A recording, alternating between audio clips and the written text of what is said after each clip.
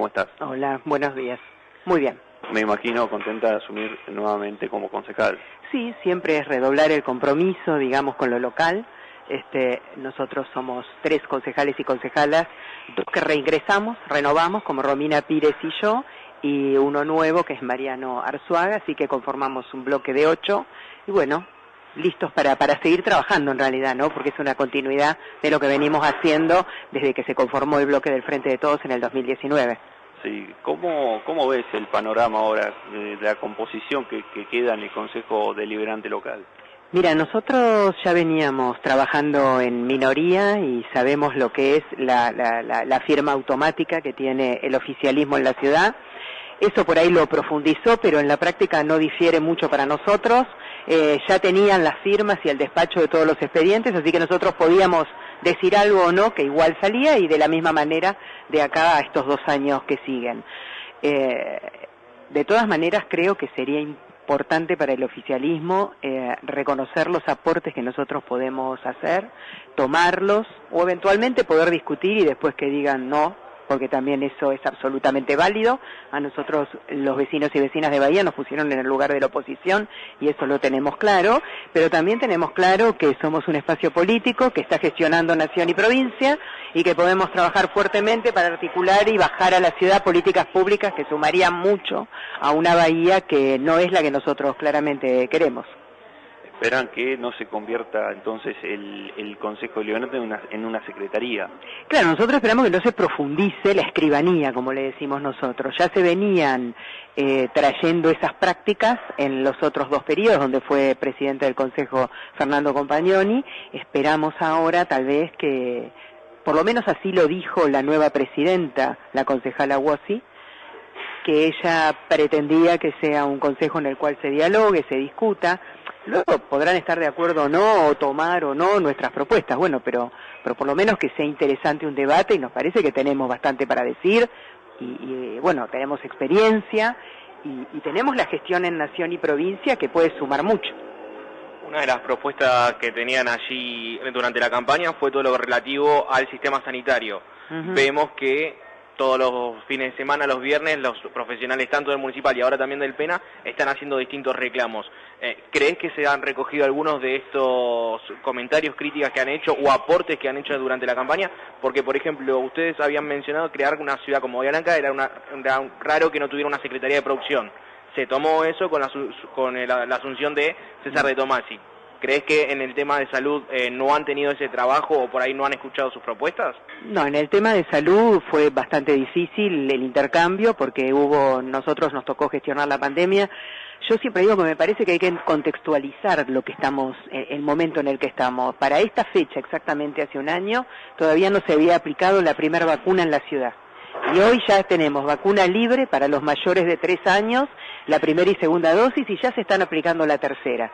Entonces me parece que todo ese esfuerzo que se hizo y que a nosotros nos tocó poner la cara y acompañar, y lo hicimos porque creíamos aparte en la política pública tanto de nación y provincia sanitaria, entonces bueno, nosotros siempre planteando, cuidémonos, vacunémonos cuando hubo vacunas, mantengamos la distancia, por supuesto que hubo restricciones, a nadie le hubiera gustado tomar estas medidas, pero también ante situaciones excepcionales como es una pandemia, las medidas también son excepcionales. Es como discutimos ahora el pase sanitario.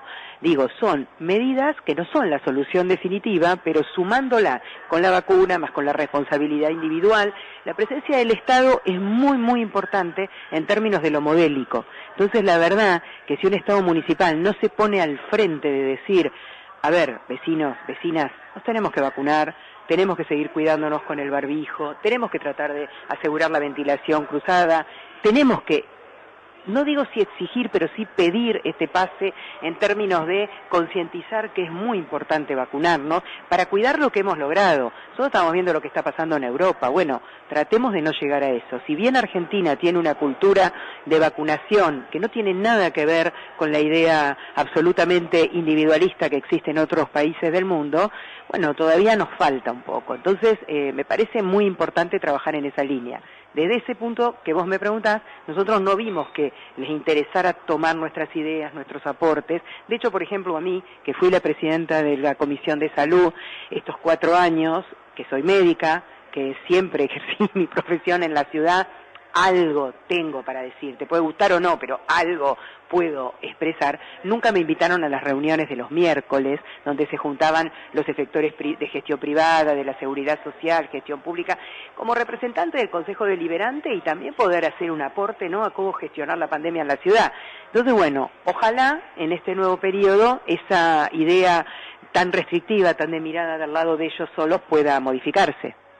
No quiero desviar el tema del eje político, Sí. y que no se convierta en una nota de salud, pero me interesa saber la opinión que tiene usted de lo que está sucediendo en Europa, principalmente por la variante Omicron. Hasta ahora la variante Omicron, lo que sabemos es que es muy contagiosa, pero que en las personas que están vacunadas, la verdad que la sintomatología y las complicaciones son casi nulas. Lo que tiene que, al contagiar tan rápido, puede generar un abarrotamiento, una congestión, un colapso del sistema sanitario. Si nosotros de acá a marzo, abril, logramos aumentar la cobertura de vacunación y dar la tercera dosis a aquellos grupos que la necesitan, vamos a llegar mejor posicionados al otoño y al invierno. Eso es lo que hay que hacer. Hoy ya estamos en una situación en la que vamos a tener que aprender a convivir con este virus. Sabemos que son entre 5 y 10 años.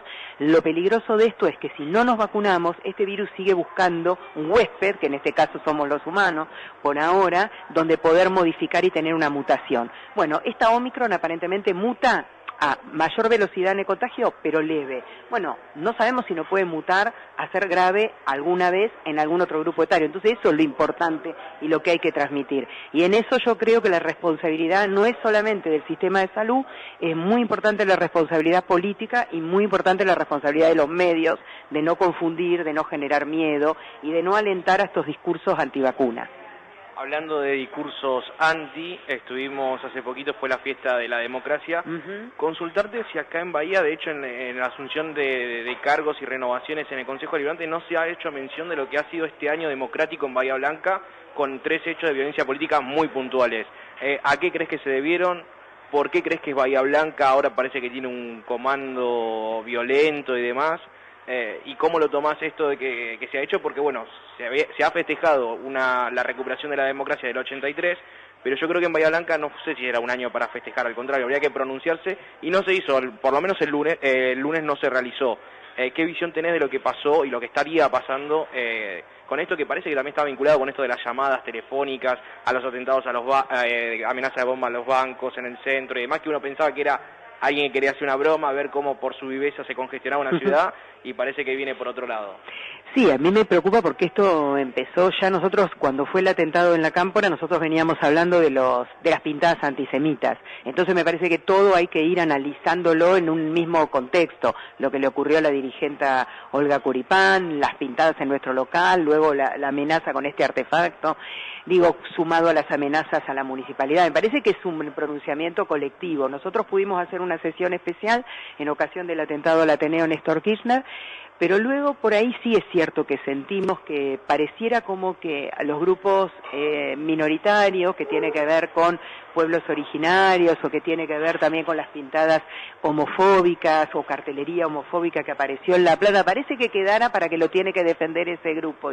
Nosotros es un país que ha avanzado muchísimo en materia de derechos humanos, en la perspectiva que tiene que ver con género, con diversidad, que tiene residencia, por ejemplo. Exactamente. Entonces me parece que es un reconocimiento mundial, lo que es la identidad de género, lo que tiene que ver con el matrimonio igualitario, con reconocer a las minorías que han hecho unas luchas históricas de muchísimo tiempo para lograr algo que nosotros debería ser natural, que es decir, los mismos derechos, la misma oportunidad de acceso, igualitario el trato que quienes no pertenecemos a ese colectivo.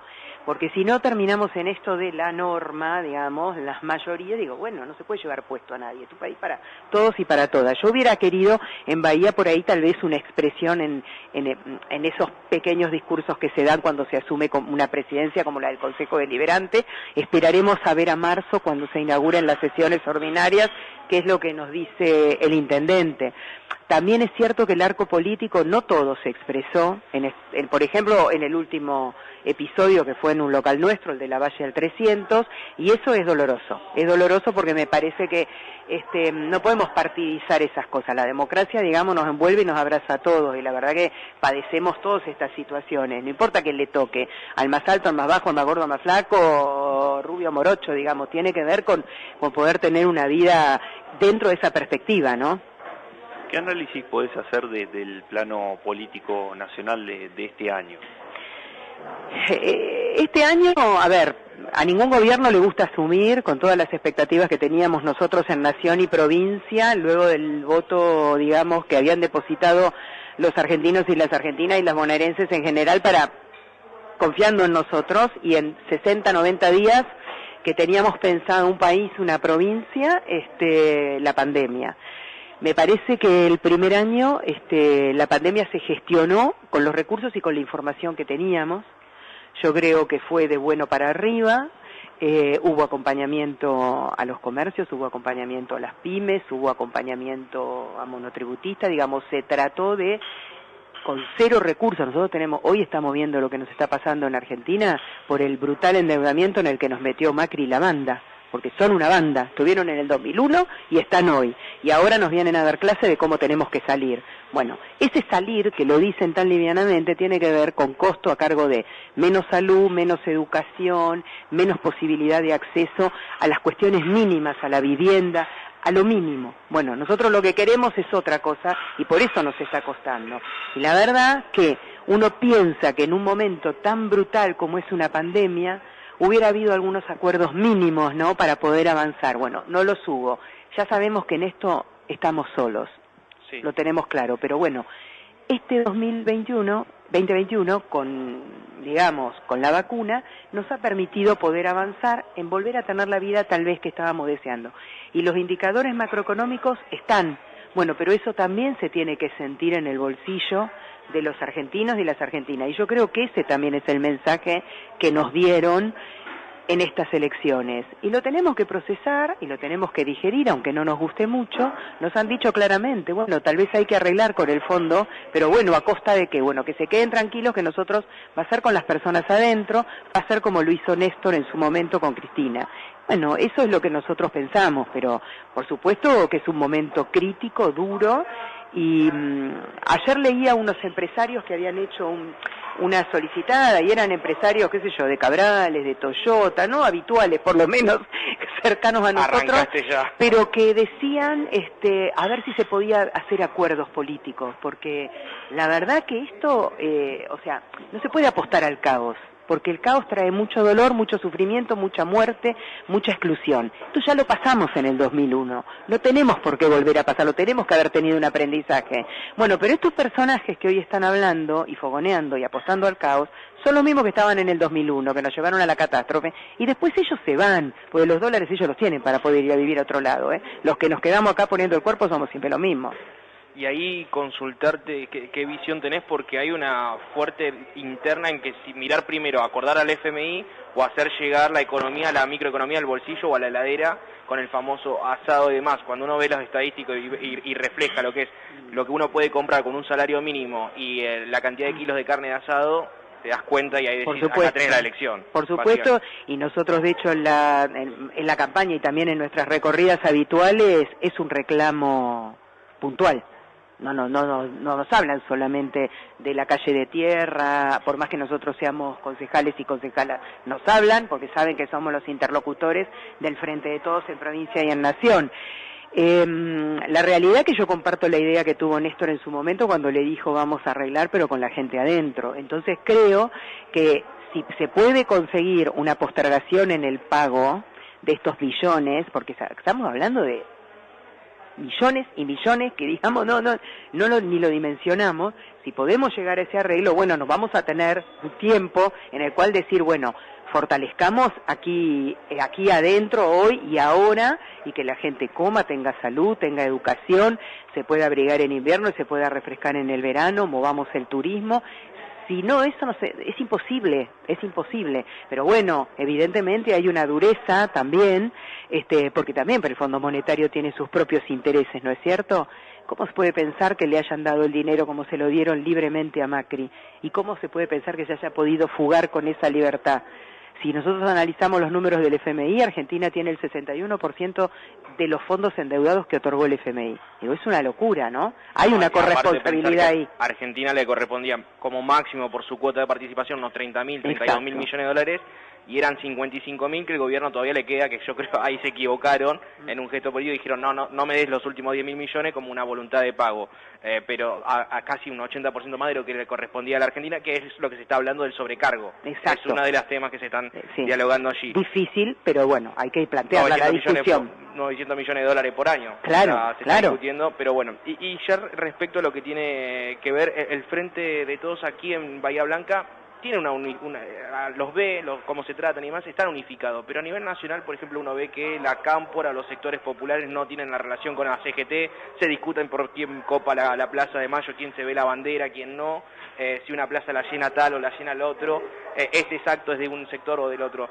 Consultarte también cómo ves esa situación del Frente de Todos, si eso repercute, esas internas que uno ve, porque uno consume un montón de medios nacionales, si eso también repercute y dificulta la campaña local. Y ya por último, desde el gobierno bahiense local estaban un poco llamando la atención por los intendentes, como han copado un poco, o por ahí no es la palabra correcta, pero han tomado mayor protagonismo en el gabinete de Kicillof, y que temían que algunas obras, especialmente hidráulicas o hídricas que tienen que ver con nuestra ciudad, tuvieran alguna repercusión. Anuncios ha habido, pero dicen que no están todavía las obras en marcha. ¿Cómo lo ves esa situación en Bahía y entendiendo si el resultado electoral va a tener alguna incidencia en el momento de ejecutar obras?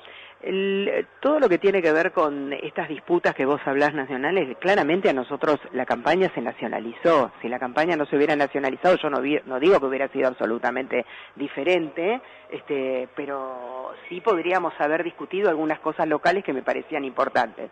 Bueno, eso repercute mucho y repercute después abajo, porque también hay algunos compañeros y compañeras que por ahí copian rápidamente el modelo de salir a disputar a 2 días de haber terminado una elección, y que me parece que hay que pensar otras cosas. Pero bueno, también eso habla de la madurez política, y a veces también muchos compañeros y compañeras piensan que tienen una representación que después no tienen, ¿no? Porque yo creo que todo es muy parejo, que inclusive en Bahía es muy parejo, que inclusive para el oficialismo es muy parejo, adentro está el radicalismo, la coalición y el pro puro.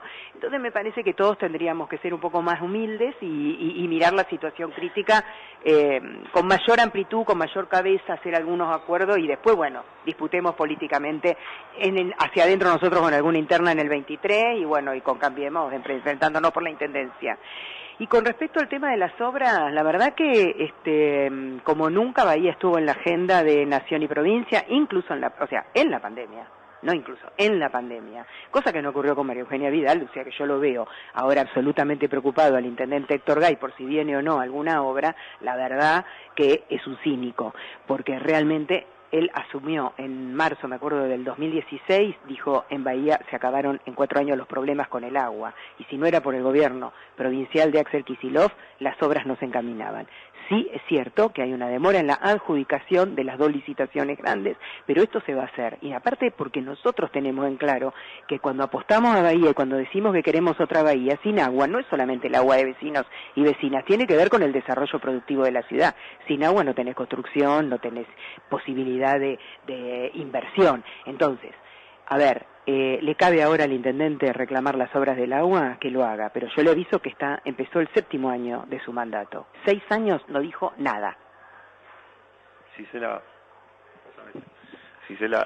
consultarle acerca, ya que estamos hablando de los intendentes, ¿qué opina de esta cuestión acerca de la reelección de los intendentes? ¿Cree que se tiene que dar el debate para derogar esta ley que impulsó Vidal en el 2016 y que se promulgó en el 2019, si no me equivoco, o cree que debe seguir esta cuestión? A mí me parece que el vencimiento o no te lo marca la gente. La verdad que en su momento habrá dirigentes o dirigentes que se han eternizado un poco más, me sobran los dedos de las manos, son por ahí los que se ven más, pero no son los que más prensa tienen, pero no ocurre en la realidad, no ocurre. Me parece que eso se arregla hacia adentro de los espacios políticos, para eso se habían hecho incluso las PASO, para poder dirimir estas internas y decir, bueno, que los propios elijan quién te gusta más o no que te conduzca y potencialmente integre la lista y te gobierne, y los vecinos y vecinas te dicen sí o no. Y esos contratos electorales, a su vez te dicen sí o no, el contrato electoral es efímero, absolutamente, porque vos por ahí conseguís los votos para algo y luego vas y te das la cabeza contra la pared y dices, no, mira, yo te di este voto de confianza, pero ahora, no. Entonces, la política también tiene que replantear de ese lugar. A mí me parece, mira, nos pasó acá con un diputado de Cambiemos, porque es llamativo, militan poco, pero para meterse en las cuestiones que no le corresponden, se meten. Dijo que las sesiones ordinarias deberían comenzar en marzo, en los consejos deliberantes, porque los concejales tienen que estar más cerca de la gente. La verdad que a mí me hubiera gustado discutirlo a mí, que soy concejala, no que me lo venga a decir un diputado que en su vida estuvo sentado en un consejo y que seguramente no recorre nada.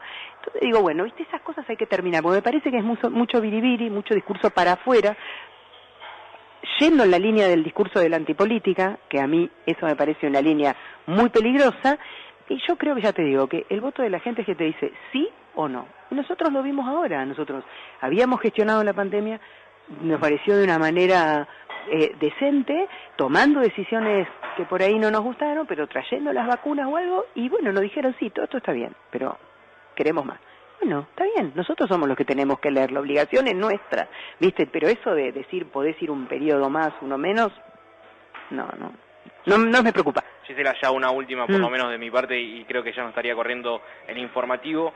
Respecto, mencionabas de que muchos dirigentes locales replican de manera directa o intentan imitar lo que sucede en una lógica de la política nacional o incluso de la provincia y del AMBA. Y vengo a la provincia de Buenos Aires Sur. ¿Crees que eso podría llegar a cambiar la lógica política con que se trata en Bahía Blanca, teniendo mayor independencia de lo que sucede en La Plata, en el conurbano o a nivel nacional, con una provincia donde Bahía Blanca sea capital de esta zona? Mira, es una provincia grande, compleja, ya hubo varios proyectos, que están hablando ahora de Esteban Bullrich, hay un proyecto que lo trabajó Iván Budassi con Montoya, no sé si se acuerdan, que estuvo en ARB, bueno, que tenía bastantes puntos en común, no sé si como una autonomía completa, pero sí poder tener un poder decisorio tipo ministerial y decir, bueno, una decisión más local. Lo que siempre hay que pensar es cuál es el objetivo por el cual dividimos la provincia. Dividimos la provincia porque yo no acepto este distrito que es más escaso de recursos o algo. Bueno, no es ese el motor original, porque la política habla también de una lógica de compartir recursos. O sea, si yo estoy sentada en una provincia arriba de un pozo de petróleo, digo, bueno, no estaría pasando eso en la provincia de Buenos Aires. No estaría pasando. Pero nosotros repartimos las hojas. Nosotros repartimos. Entonces, ahí el federalismo... ahí a lo que voy yo es esto. Tiene que ver con que si no también sería para pobres argentinos y argentinas o bonaerenses una categoría topográfica, digamos, donde vos nacís y te define tu futuro. Entonces digo, me parece que hay que pensar bien esos criterios. Que hay una complejidad, que estamos lejos, que es cierto que políticamente tenemos poca representación en las cámaras nacionales, eso es verdad, pero digo, tampoco no tendrá que ver con nuestra dirigencia en términos de ¿qué es lo que vamos a discutir?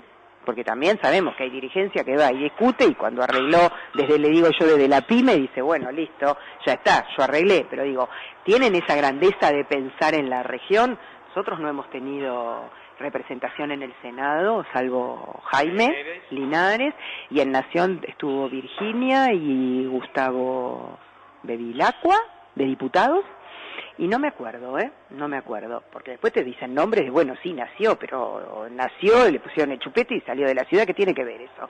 Entonces digo, bueno, también me parece que ese es un problema de nuestra dirigencia, es algo que la política tiene que resolver.